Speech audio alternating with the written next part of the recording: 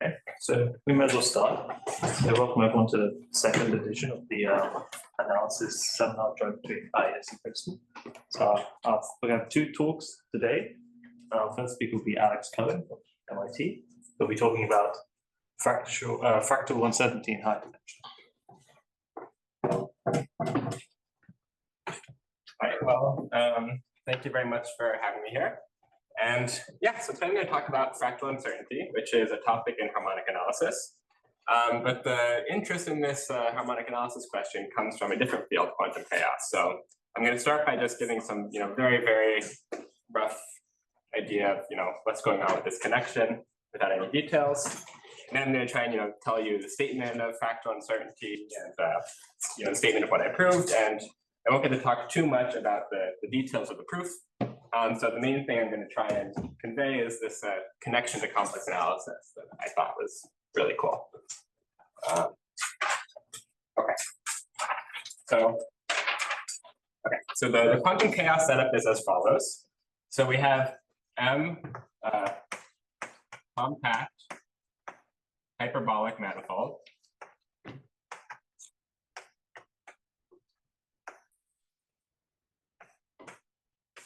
And of course, feel free to interrupt any quick questions. So M is a compact hyperbolic manifold, and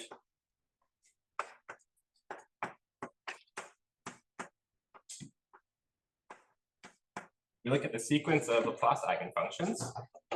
And the main question is,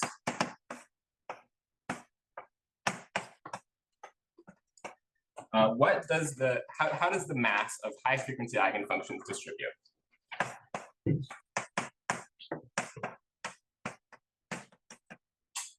Okay, so if you make like a heat map of the mass squared of the jth eigenfunction, what does that look like as j goes to infinity? There's a very strong conjecture of what this looks like due to Rudnick and Sarnak, called the quantum unique ergodicity conjecture, which says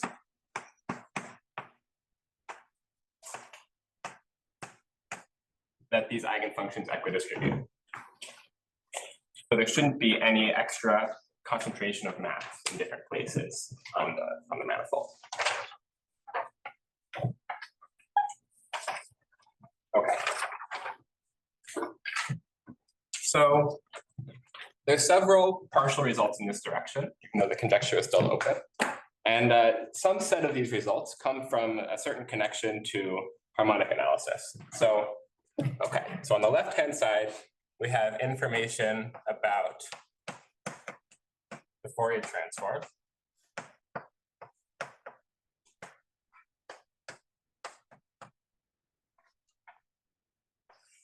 Okay, and on the right-hand side, we have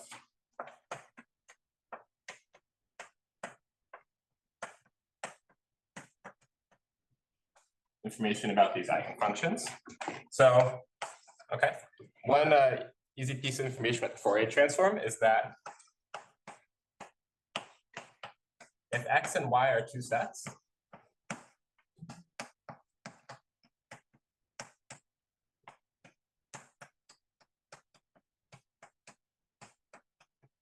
okay,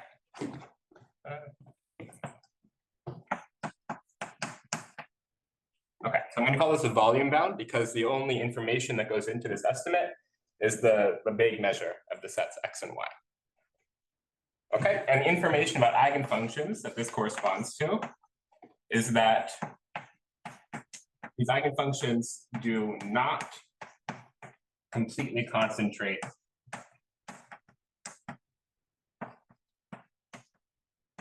on J.6.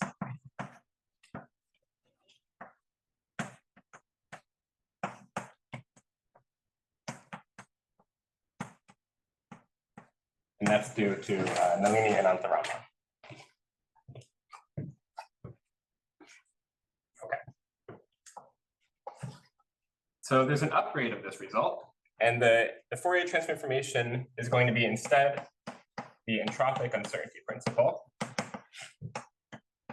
which I won't write down exactly what it says, but it's an inequality relating a function and its Fourier transform, and the quantity on both sides is the like an entropy type of quantity. And that piece of information leads to some kind of entropy bound on the right-hand side. Some kind of entropy bound about how those things are distributed. And that's due to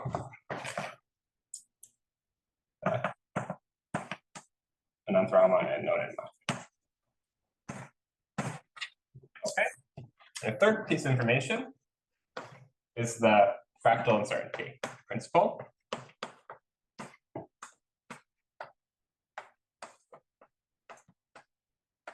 Okay, which I'll write down a precise statement for you in a moment.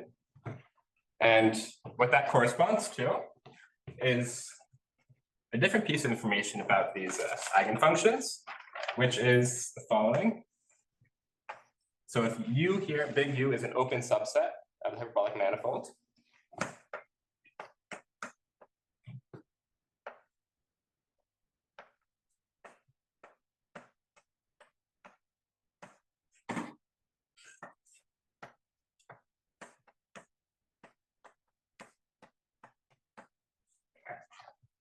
so it says that if you take, sorry, my writing got a little bit squishy there. If you take any open subset U, then there's a uniform lower bound for the amount of mass on that open set as the secant of eigenfunctions goes to infinity. Okay, and so these are two, distinct pieces of information that don't imply each other. So this is most of what we know about a completely general high-frequency eigenfunction on a hyperbolic manifold.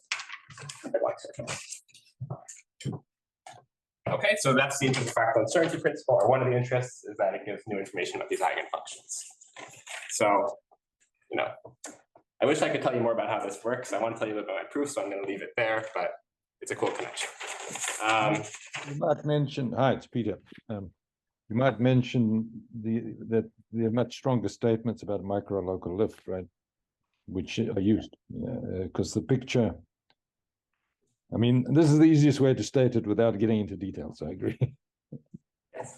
Yeah, in general, you look on the base space, not just the manifold. Okay, so let's make one more comment. So 1 and 2 only use the L1 to L infinity boundedness of the Fourier transform. So at the Fourier term of the big matrix, then all of the elements of that matrix have the same magnitude. And that's a piece of information that just kind of comes automatically sort of from this pipeline. And it's a pretty coarse piece of information.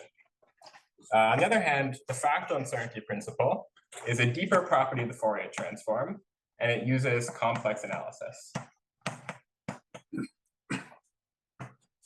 Okay. So in particular, 1 and 2 apply just as well in higher dimensions and to kind of any quantization, in general, it'll apply to most quantizations of a quantum chaotic system. It's like a pretty robust thing that you get, in general, you'll get some operator instead of the Fourier transform R, and that operator will always be unitary and L1 to L infinity bounded. And so something else is going on with 3 that we have to use other facts about the Fourier transform coming from a completely different place, coming from complex analysis. And so that's kind of, these are kind of two, different worlds of information about the Fourier transform.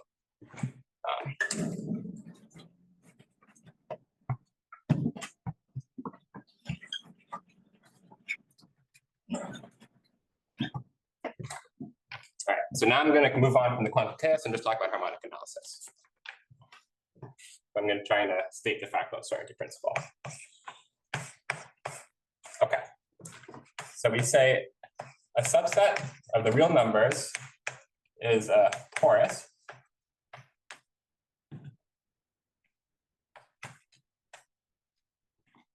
Okay, I'm going to draw a picture before I write all the quantifiers. So we have our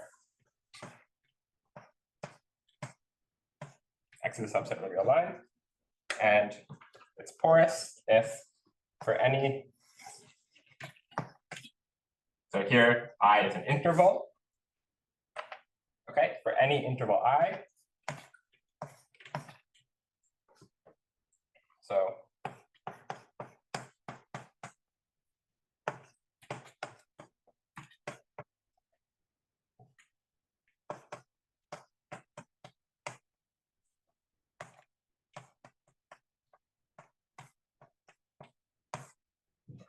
So the statement is that if you put in any interval, on the real line, you can find some little subinterval that it has no intersection with the porous set. So an important example is a Cantor set. So let's see where I want to draw it. This is true for any R or for a fixed R? So, okay, so in reality, we're going to make this true for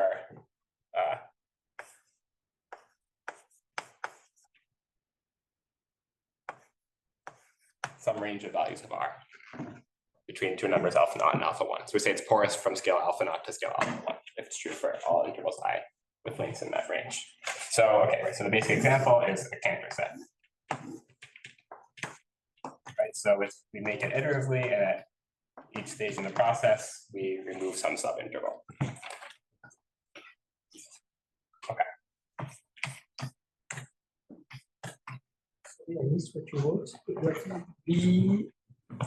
This is the radius mu r ball about x.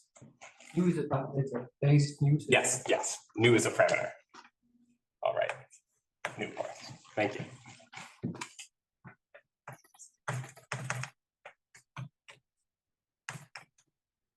Okay. So the one-dimensional fractal uncertainty principle due to Bourgain and Dyatlov setup is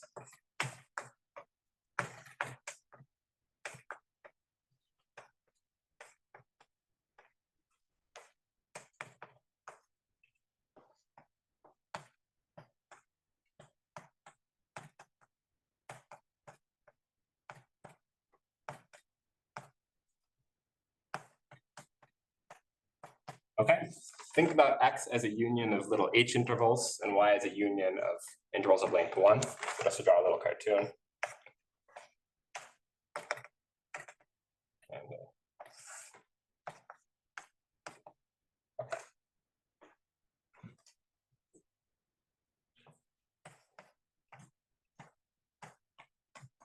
okay, so the conclusion is following.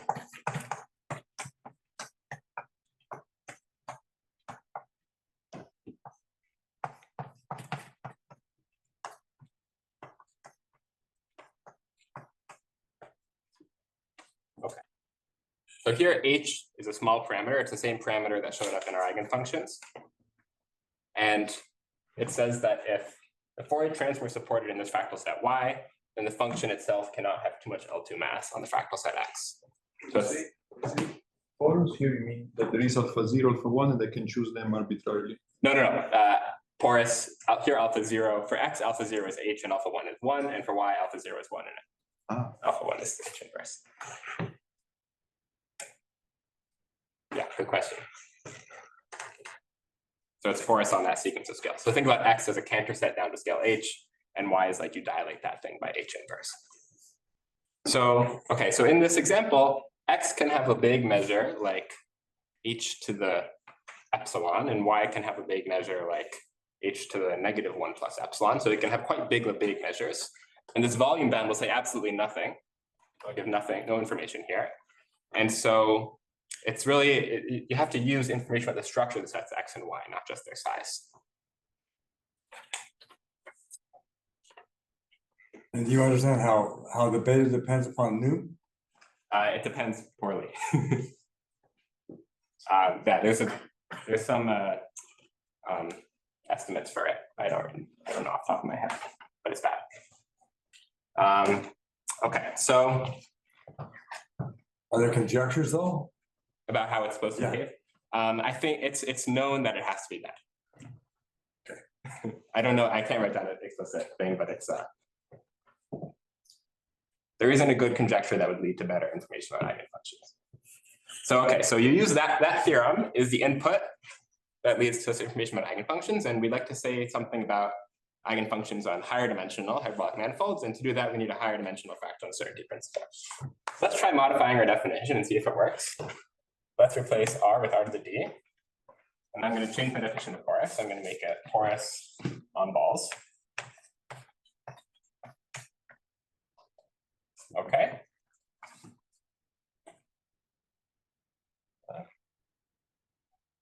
Statement makes sense and goes to the limit also if you choose h that goes to 0, or there's something that explodes at a certain point.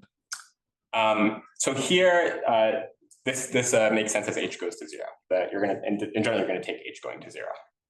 But can you actually, does it make sense to take h equal to 0? No. It doesn't make sense to take h equal to 0 because then how are you going to make your L2 functions like, then x and y would really be like measure 0 sets, and so you can't really make your L2 functions support on them in a reasonable way. So h has to be bigger than 0. Yeah, good question. Okay.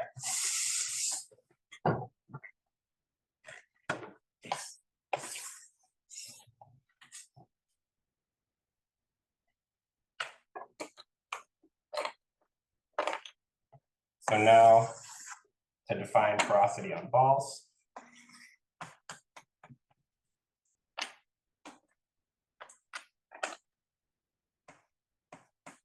Okay, we replace intervals with themselves balls.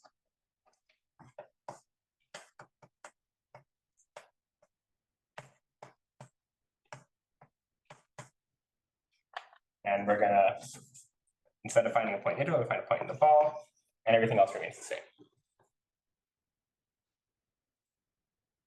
Okay. And it turns out that with this definition of porosity, the theorem is no longer true in higher dimensions. So here's the example.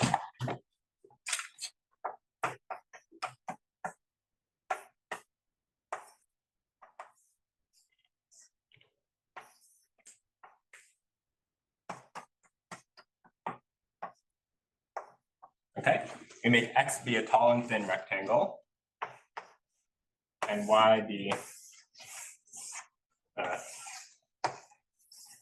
wide and skinny rectangle at these dual scales.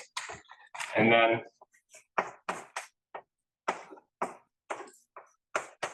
if we do that, the Fourier transform of X is roughly equal to Y.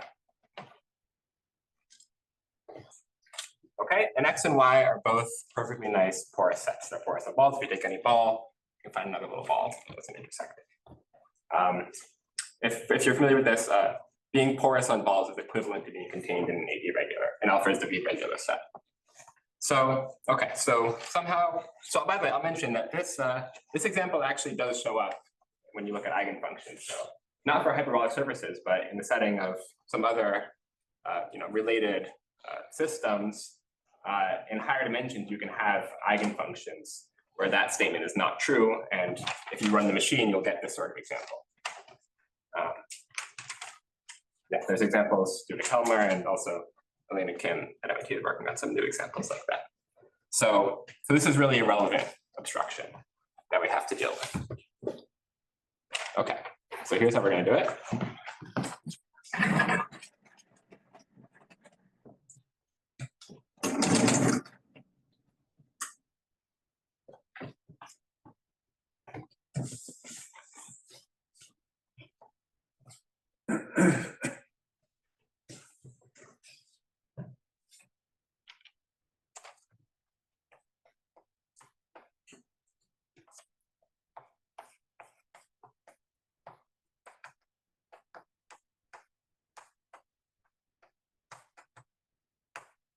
All right, making a new definition. Now it's porous on lines instead of porous on balls.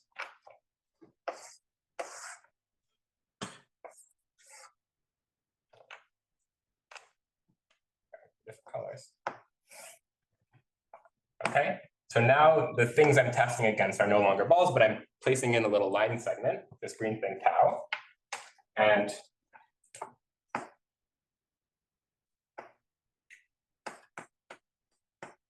okay.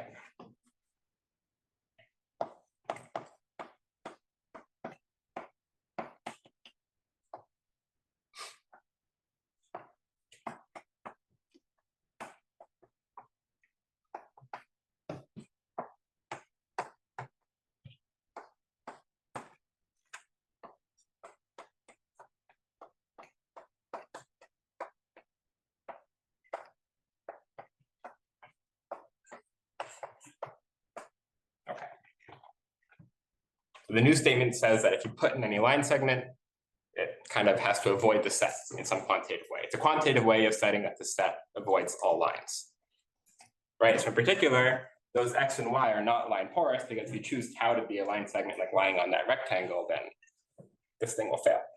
This definition is the same as saying that the restriction on every line is porous. Not quite, because we're not just excluding this little segment, we're excluding the entire ball around the point. Yeah, good question.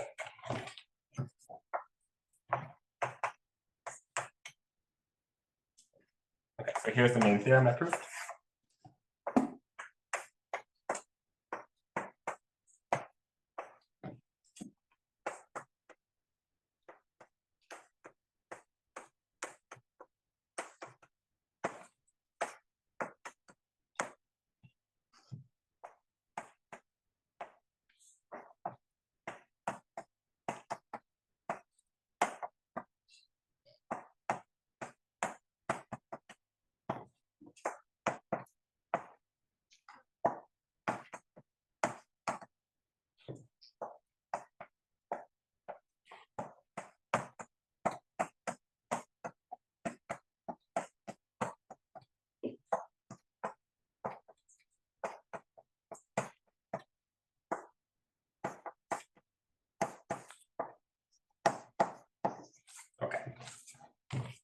The statement says that, so x is allowed to be porous on balls, and y has to be porous on lines. And if that's true, then we have this uncertainty principle. So enforcing y to be porous on lines excludes these orthogonal lines examples, because y can't concentrate on any line.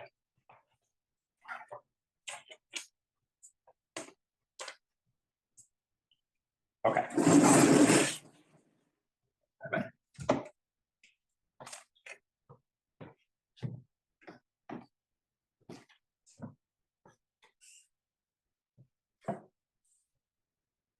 Okay.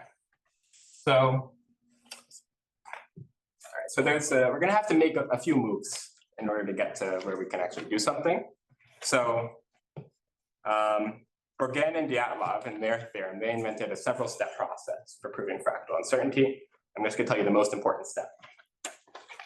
Okay, the most important step is a quantitative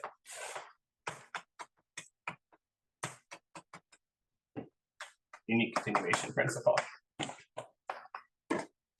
So just your proof is the same as theirs in one dimension, Yes.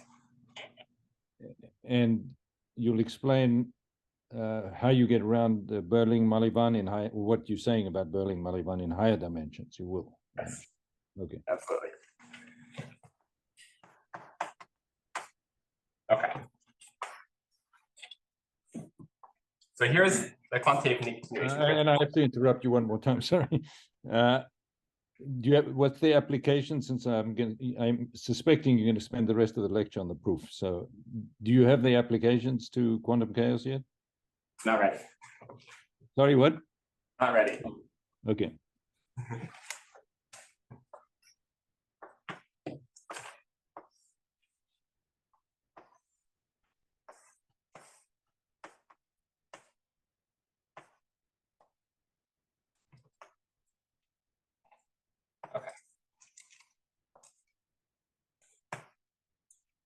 So U is a subset of R to the D, and we make U, right? Sorry, these are not supposed to be Y. These are all 1x1 boxes.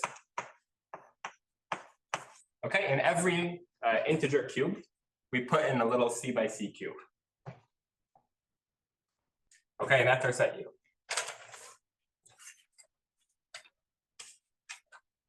Okay, and the quantitative continuation principle says the following.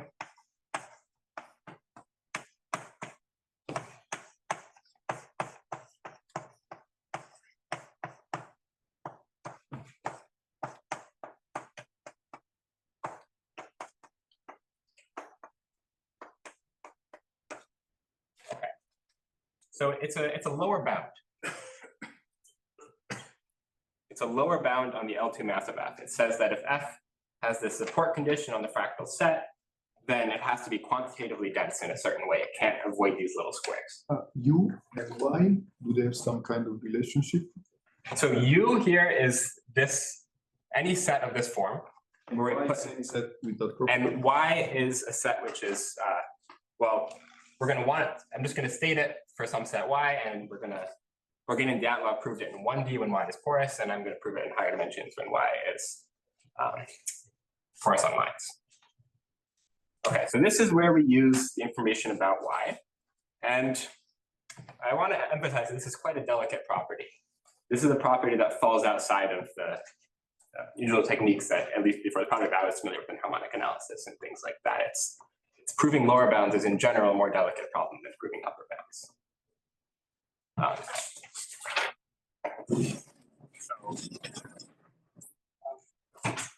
Yeah, I didn't really understand your condition on u. I didn't quite understand your condition on u in the boxes there. Would you repeat that? yes, so U is, I didn't write the formula for it, so I apologize for that. U is a set which you make by taking a union of little c by c cubes, one in every integer cube in the R to the D. So you split R to D into 1 by 1 cubes, Yeah. and inside each of those you put a c by c cube anywhere you want. Okay. And so it's saying for any set U like that, you have the estimate. Yeah, thank you. Okay, so right. So here's how we approach this.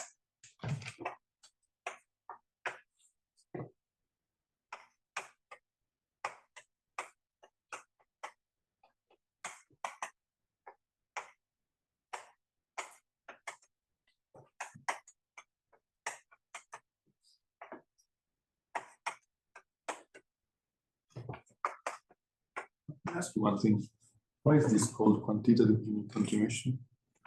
It's called that because unique continuation means that like the norm of f can't vanish on any large set. This is a quantitative version of the non-vanishing of f on a large set.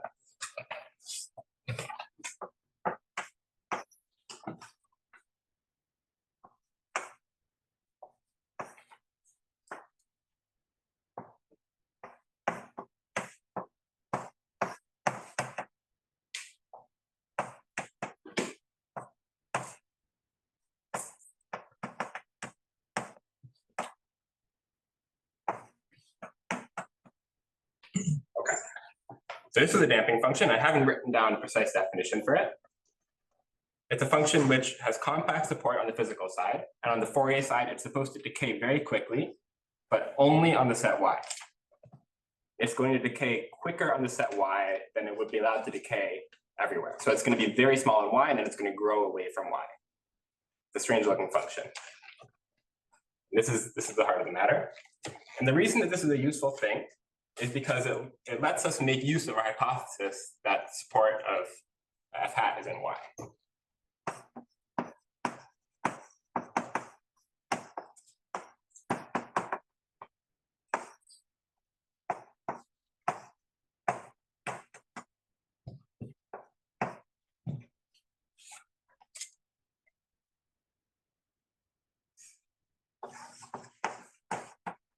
Okay. The reason it's useful is we take the function f, which is supported in y, we convolve with psi, that blurs out f on the physical space by a little bit, and it turns our condition that the support is in y into the hypothesis that f convolved with psi decays very quickly, because multiplication on the Fourier side. So the importance of a damping function is that it lets us turn the hypothesis that f has Fourier support into y into the hypothesis that f has quickly decaying Fourier transform. And that's easier to make use of, and hopefully it's more believable. If it's a quickly decaying Fourier transform, then it's very regular, and you can use that to prove this unique continuation principle.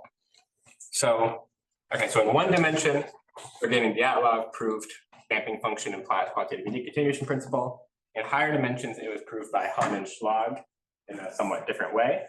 So they wrote a theorem which basically says if you construct damping functions, that's enough. And so in my paper, I used their theorem and just constructed damping functions and appealed to their theorem to finish the job. Okay, so the main thing is about constructing damping functions.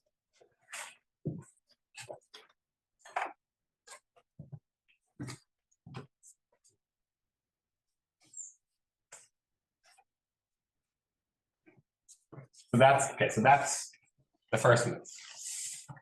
We move from talking about upper bounds on the norm of f, to talking about these lower bounds, to talking about constructing these funny damping functions, which decay very quickly in set y. Okay. So to construct these damping functions in one dimension, Bourgain and Dyatlov appealed to the Bourgain-Malevin multiplier theorem, which says, presumably you need some sort of non-degeneracy condition on the side. You don't want this function to be zero. yes, that's a very good point. So we're gonna want some lower bound on B1 too. So here I'll write psi not equal to 0, and in practice we're gonna ask for some quantitative version of that. Great point. Yes. So okay. So here's the Bourgain-Malevin multiplier theorem. This is a theorem about constructing functions with compact support that have certain decay properties. It's exactly what we need.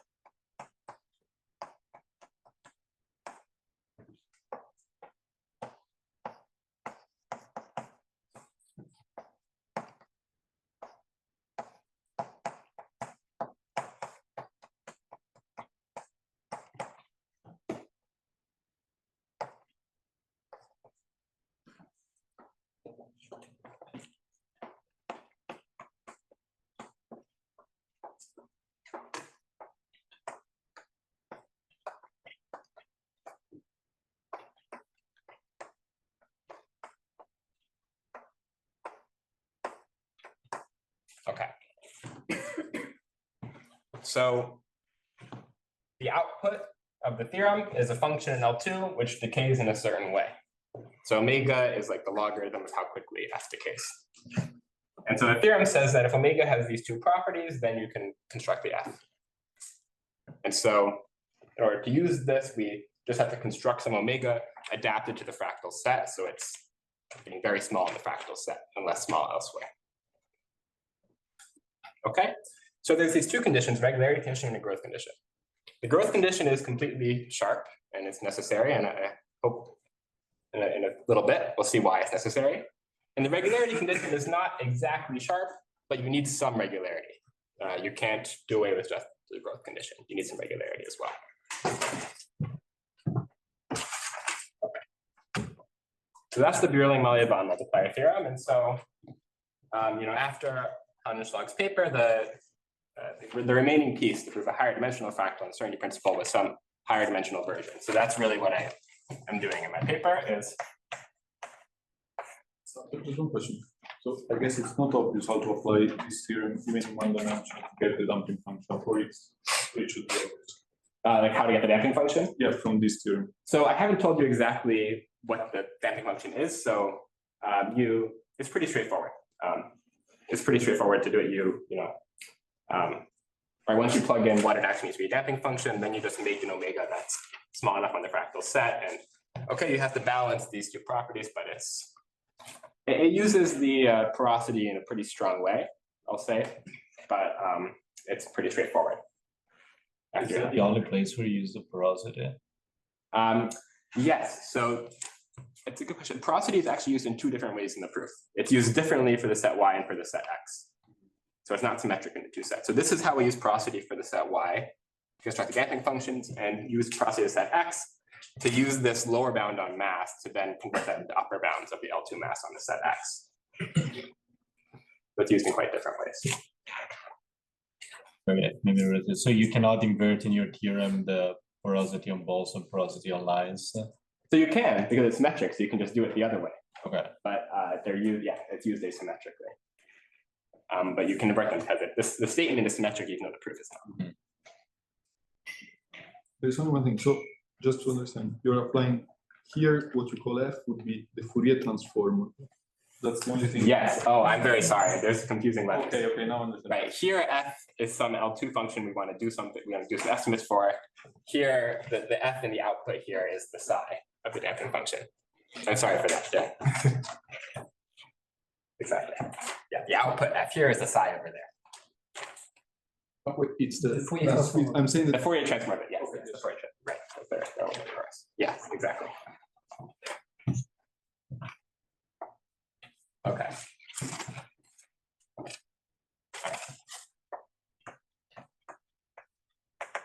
All right, so I'm only going to state the theorem I proved vaguely, because I don't think it's, I'd rather talk about the complex analysis than a few minutes stating it exactly. But it has two conditions. It has a regularity condition,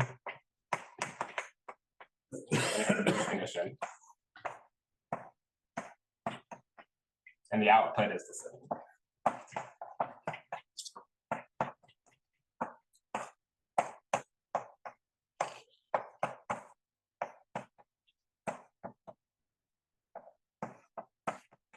So write f not equal to 0 and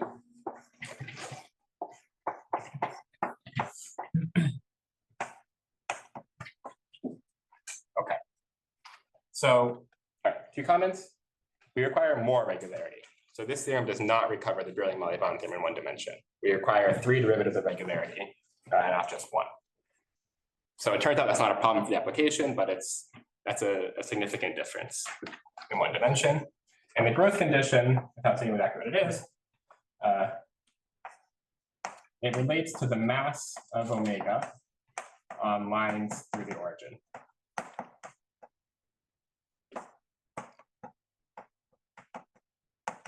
So the porosity on lines assumption is necessary to satisfy the growth hypothesis. And right, because of these examples, you need the growth hypothesis needs to see lines in some way. So it's good that it does.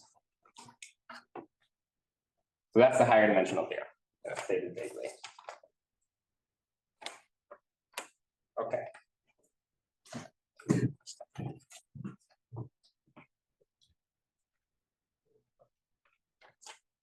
I'll just quickly give some examples of the growth condition.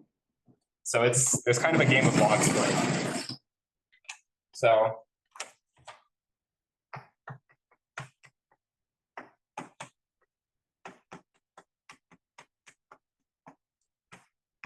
okay, if omega of x is negative norm of x, that's not going to satisfy the growth condition. Omega is too negative, and you can't make a function with compact Fourier support decaying that quickly. It's just too much. Okay. You could try something like this. But that's also decaying. That's asking for too much decay. But if we do instead,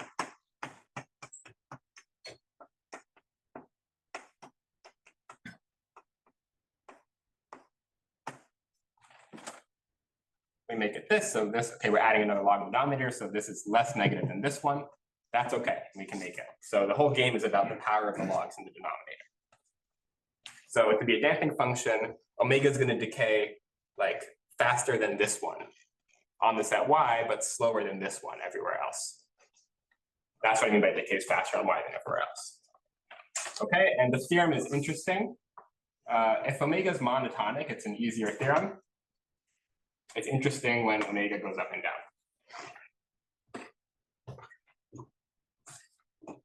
Okay. question. So since you're assuming only something about lines through the origin, would it be enough to assume porosity only for lines to a certain point or something? That's a good question. No, because when you apply the theorem, you have to apply it to many different translates of the set.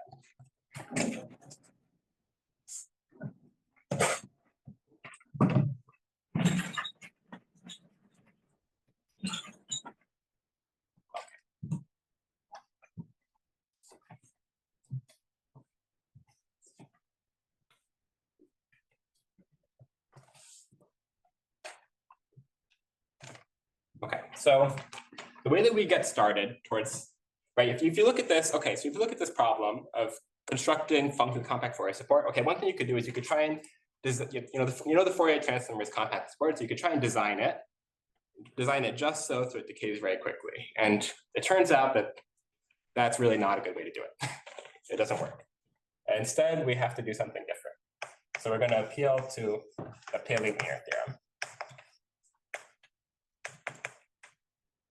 When I was first working on this, I really didn't want to use the Paley linear theorem. And it took me a while to realize that it's a great theorem and I'm happy to use it.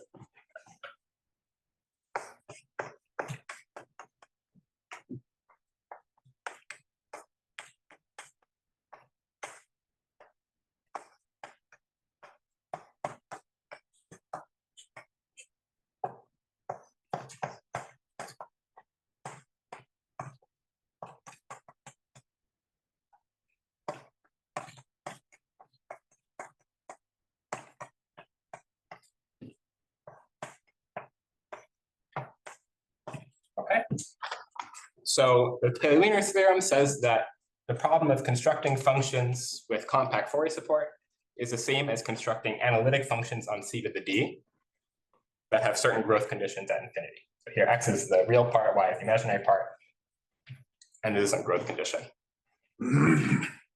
Okay, the significance of this theorem is it gives a physical space signature to having compact Fourier support.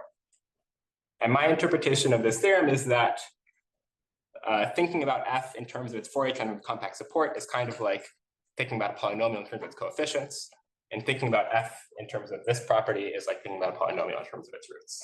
That may seem a little bit vague, but in terms of how we use it, that's the theorem that I have. Okay, and now I'm ready to state the main idea.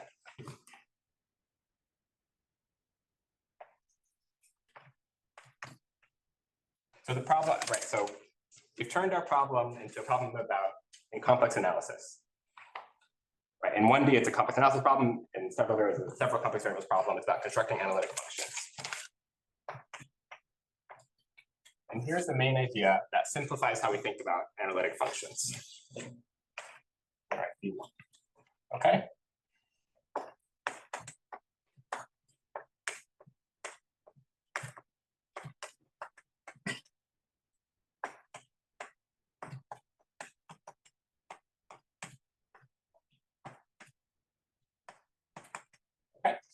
So it's a true fact that if f is an analytic function on the complex plane, then the log of its magnitude is subharmonic. And I'm claiming that this is the most important piece of information about the magnitude. And that's what we're going to, the piece of information we're going to rely on. So, okay, here's an example. A nice example of an analytic function is a polynomial.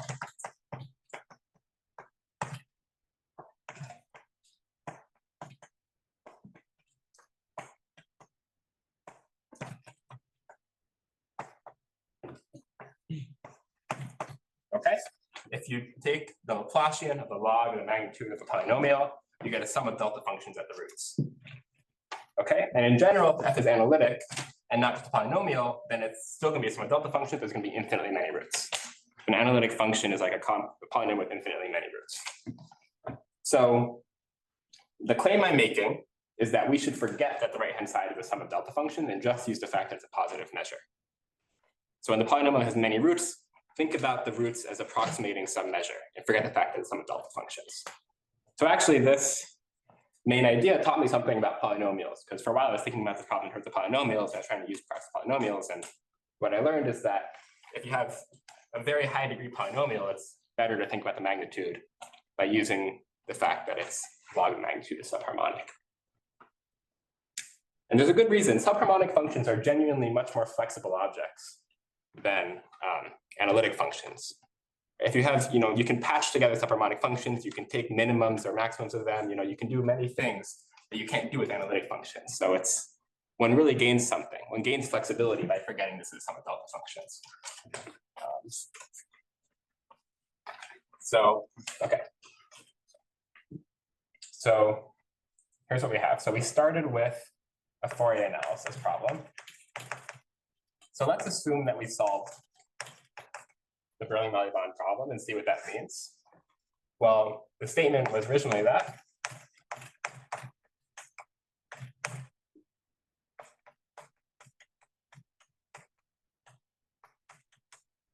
Okay. We took this Fourier analysis condition and turned it into something in complex variables.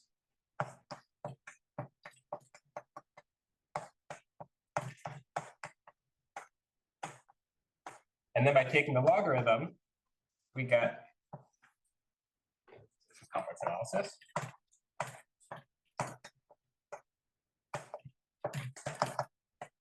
By taking the logarithm, we move to potential theory.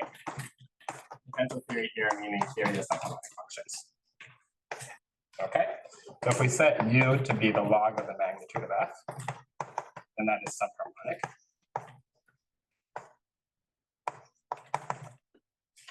Okay, we have the growth condition.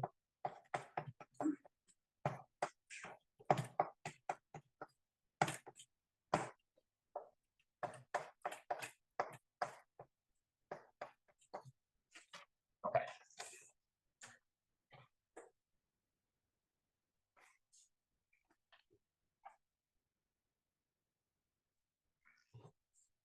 So if we could solve the Bragg-Malibran problem, then we could find a subharmonic function with a few properties. And this problem encapsulates all of the difficulties of the theorem, of the construction of subharmonic functions. So our plan to solve the BM problem has two steps. I'm going to call this problem star. Step one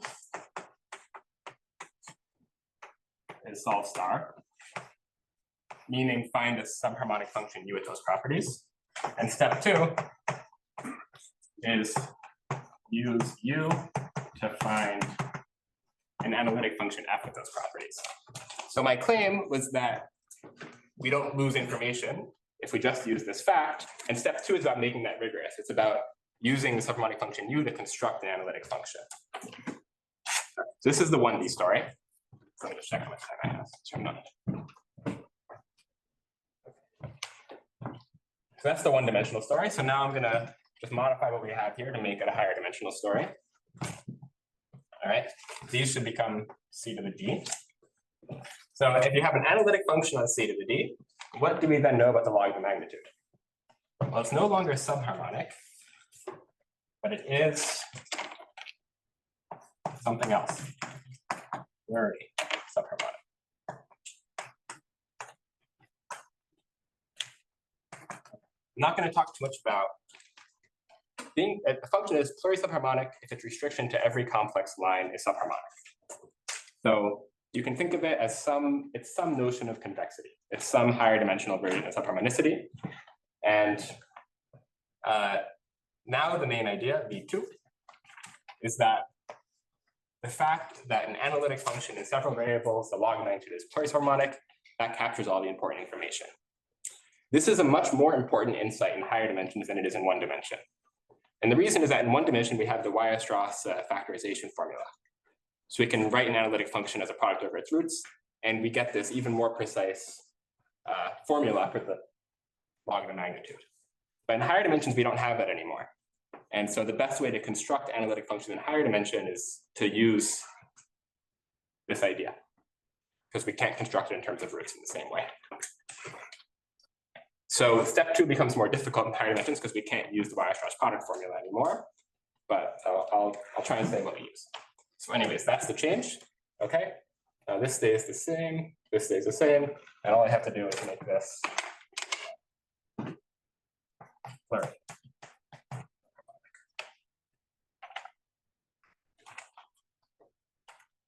Okay, and once again, it becomes, now instead of potential theory, it's pluripotential theory.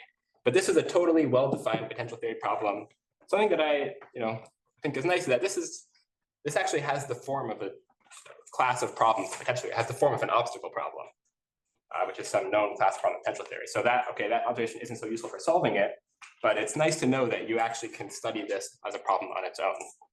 And for some reason in the literature, that hadn't really been distinguished before as a separate problem, even though everyone knew it. But it's really its own nice potential theory problem, aside from everything else, and that's what it's about. So now step one, okay, these are the same two steps, but for step two, I'm going to use a cool ingredient. I'm going to use Hormander's L2 theory of for the Delbar equation. Okay, that wasn't my idea. I learned this from an unpublished note of Bourgain.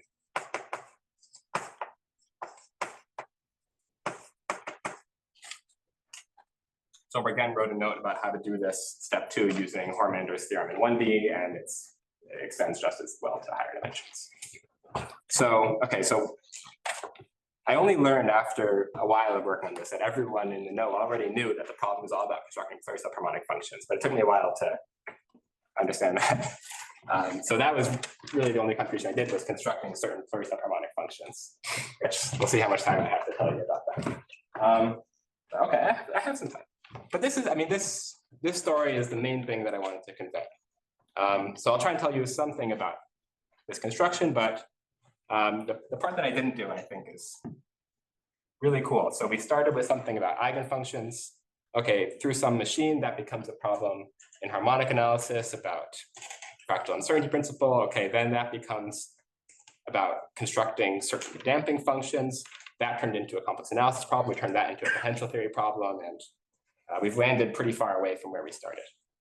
So it's a cool set of ideas behind that. And yeah, this is a really different piece of information about the Fourier analysis than I think what a lot of us are used to using.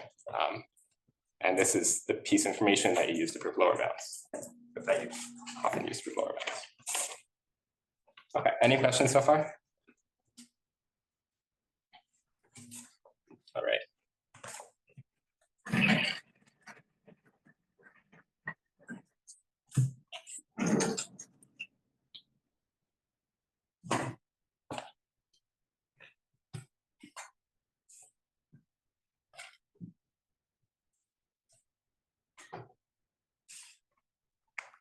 Okay.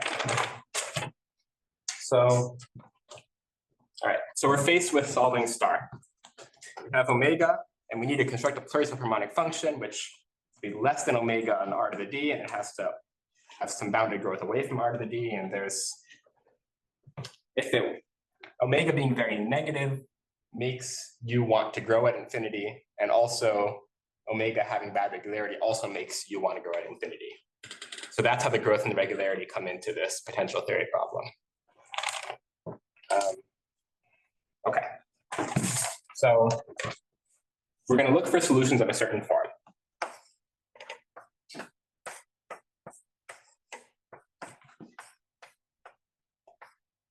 Okay, U is E omega. This is some operator applied to omega. It's E for extension. So omega is a function from r to the d to r. E omega is a function from c to the d to r. Okay, and then plus c norm of y. So the idea of this decomposition is that this piece counts for the growth that you grow in the segment norm of y part. So E omega is supposed to be bounded, and this part is supposed to make you more. ESH stands for plurisubharmonic. So this part alone will not be plurisubharmonic. What kind of operation is E? I'll state it in a moment. It's an extension operator. So it takes the function RD and makes it into a function on C to the D. Okay. Thanks. And so, okay, so this, when I was working this, I said, okay, let's look for it in this form. And then what should E omega be? So, okay, I'm going to say a bunch of words, which you can care about or not, and then I'll write a formula. So, okay, the intuition is we want U to be plurisubharmonic. And if we want U to be plurisubharmonic, we want it to be kind of as big as possible satisfying the constraints, because it's like it's a convexity property. So we want, if we make this E omega piece as big as possible while satisfying certain constraints, then that's going to give it a better chance of being plurisubharmonic. Okay, so let's try and make E omega as big as possible. Well, what are the constraints? So U is supposed to be subharmonic when you restrict to every complex line. So one nice set of complex lines are the real linear ones, right? The ones that have real coefficients and intersect r to the d in an actual line. And on those, when you restrict to those lines, this piece becomes harmonic away from r to the d. So this piece cannot help with plurisubharmonicity on those real linear lines. So if we're going to make this as big as possible, E omega should be as big as possible on those real linear complex lines. And the biggest possible choice for E omega on those lines is to choose the harmonic extension. Right, so we restrict to this line, and then we have the situation where omega is prescribed in R, and we're extending it to the complex line C. And we want to choose the biggest possible, so we choose the harmonic extension. So, okay, so I was like, okay, so let's make E omega the thing we get by separately harmonically extending omega to every real linear complex line. So first I was like, all right, well, that sounds like a very complicated thing to do. That's maybe not very regular. But it turns out that there's a nice formula.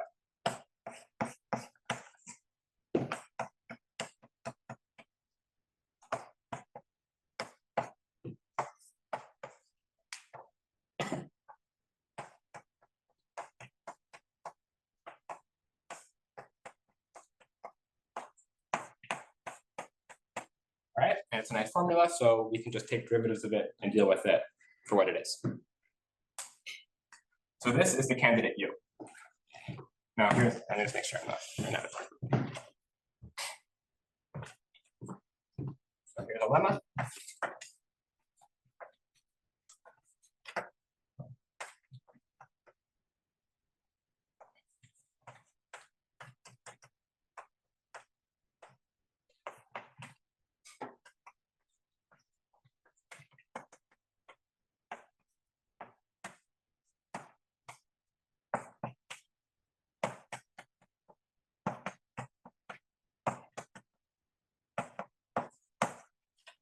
All right, so it turns out we get lucky, and if omega, we compute del bar of that thing, which is what you use to test for plurisubharmonicity, and we find out that there's two properties that we need to satisfy in order to be plurisubharmonic. The first property corresponds to plurisubharmonicity on R to the D. The second one is plurisubharmonicity away from R to the D. And this part has to help in both regions. It has to help make it plurisubharmonic in both regions. Okay. The weights we care about fractal uncertainty will always satisfy one, but unfortunately they don't satisfy two. So to finish the proof, we just have to add one more bit.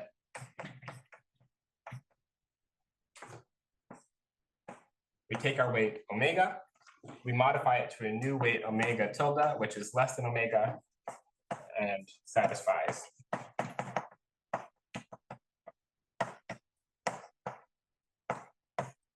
Okay, so we set u to just be e omega plus c number e omega tilde.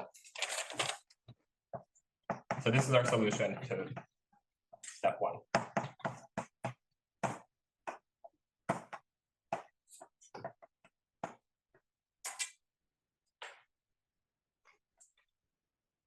And that's all I have to say.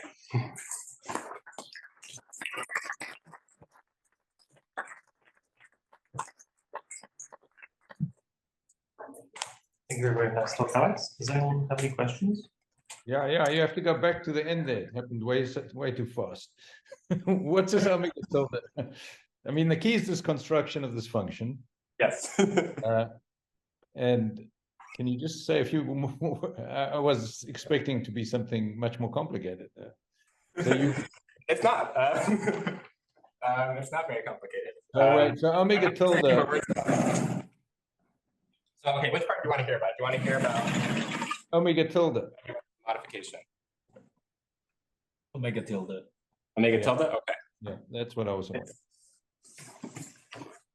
It's quite a simple modification. So, okay, we use an observation, and I guess I won't say exactly how we use the observation, but the observation is that if you zoom out far enough, every line looks like it's passing through the origin. That's somehow an important observation. So we only need to worry about, okay, the regular property 2 involves something that it's a condition for every line such and such. And the observation lets us only test that for lines through the origin. So here's what we do. We're going to modify omega in each dyadic shell separately. And so in a dyadic shell like this, so let's say this is 2 to the j, this is 2 to the j plus 1. Take this thing and we're going to project it onto the sphere. We're going to take omega and kind of project it over the sphere in a certain way. So we're going to do a certain radial average. And then we set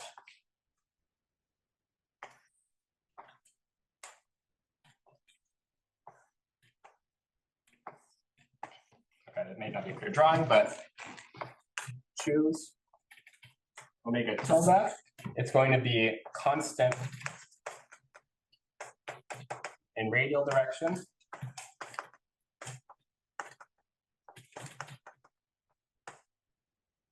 So that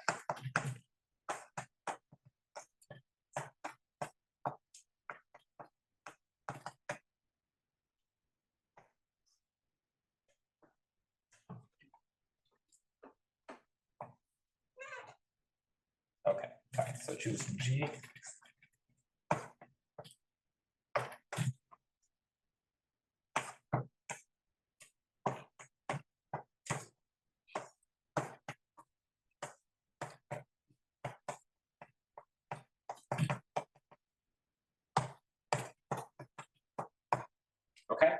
So G is going to balance out the radial fluctuations of omega. And 2 is some kind of regularity property, and by adding G, we our estimates for 2 get better, but we don't lose anything.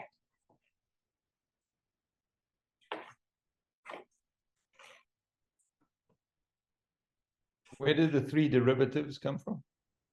The 3 derivatives come from, okay, so we need a few for like the usual things that we also need in 1 dimension, and we need the 3 derivatives because 2 is a condition that involves 2 derivatives.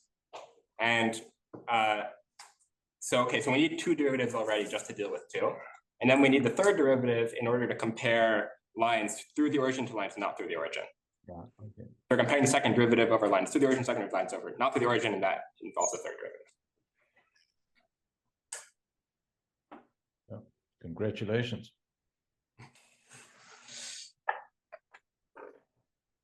Are there any other questions? Can you give more comments about step 2, how to pass to holomorphic functions from plurisubharmonic functions, how even the high-dimensional Hermander d-bar method looks like? I'd be very happy to. I think that's...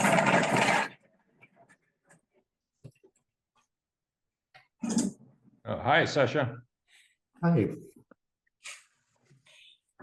So I later learned that, I learned it from Bourgain, but I later learned that other people understood this step too. But I learned it from Bourgain's note, and I think I really like learning about Hormander's theorem. It's a super great theorem. Okay, let's see if I can state Hormander's theorem. Actually, I might have it in my notes, so I don't misstate it.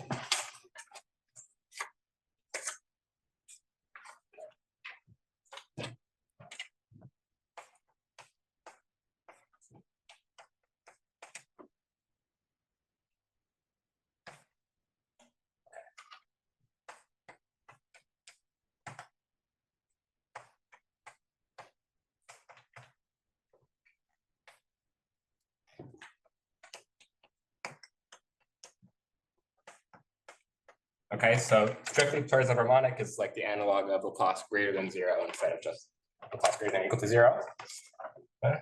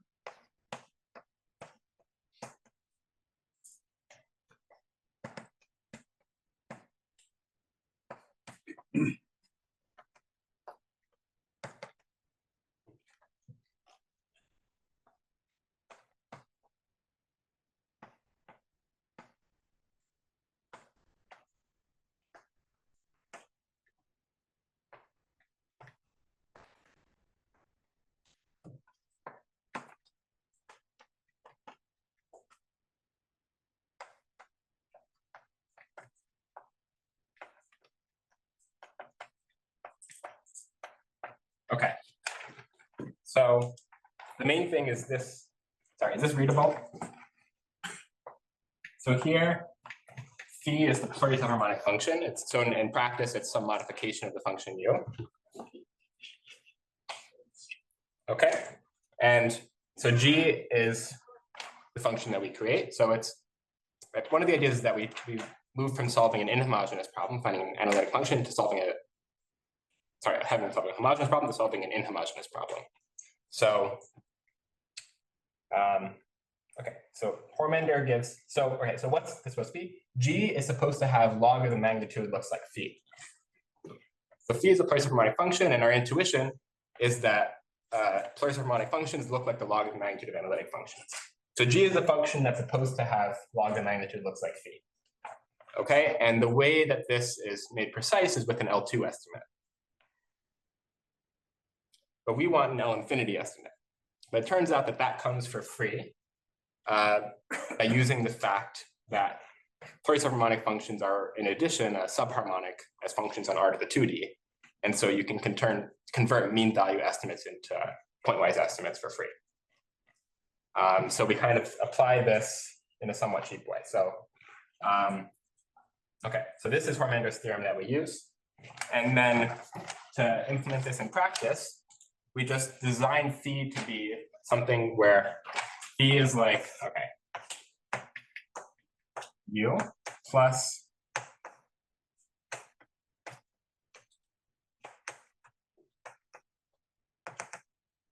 so these are the important parts, and then there's a couple extra bits too. So the first term is u. Okay, maybe I should also say, so then, okay.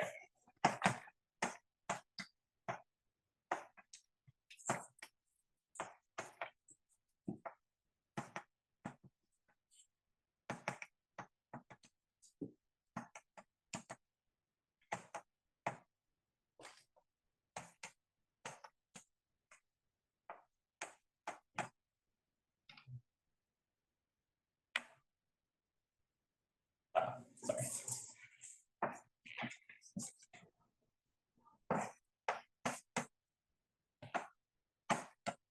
Okay, so here's what we do. We take h to be a bump function, which is constant in the ball of radius 1 and vanishes outside a ball of radius 2. We take eta to be del bar h, which vanishes in the ball of radius 1 and outside the ball of radius 2. And then, okay, we use Hormander's theorem to solve for g, to solve this inhomogeneous problem. We set f to be g minus h, and then f is analytic everywhere.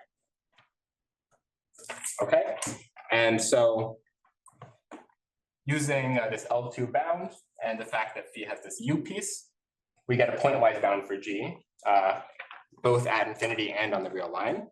So that gets us the Taylor-Wiener criterion and the solution to this decay problem. And this bit here is very negative near the origin. And so that forces g to be very small near the origin, which forces f to be greater than 0 near the origin. So this is not it's not trivial. We actually got a lower bound near the origin.